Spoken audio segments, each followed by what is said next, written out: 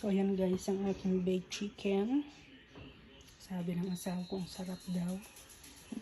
Sarap nga naman. So, ayan o. Mukhang napakasarap nga naman. Ayan o, nakain ko na yung nasa ano nito. Dito, banda. Ayan, napakasarap ito guys. Ayan o. Binake siya ng 2 oras sa oven. Tapos, meron pa tayong may partner yan na garlic bread. O, diba? Sold na sold. Sold ang pagkain mamaya. Yung pala, ubos na.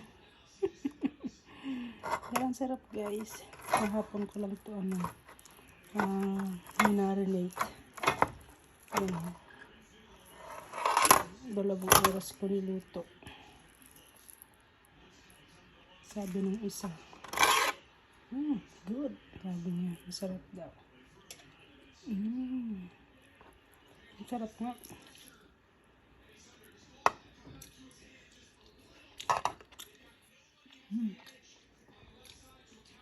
Wala akong nilagay sa loob kasi yan, hinati ko. Tinanggal ko yung ibang part ng breast para ipa-fried ko later. Ang sarap guys. Ang sarap ng pagka-marinate ko.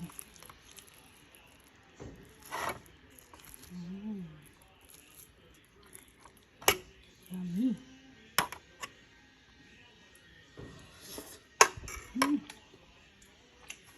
Sarap guys.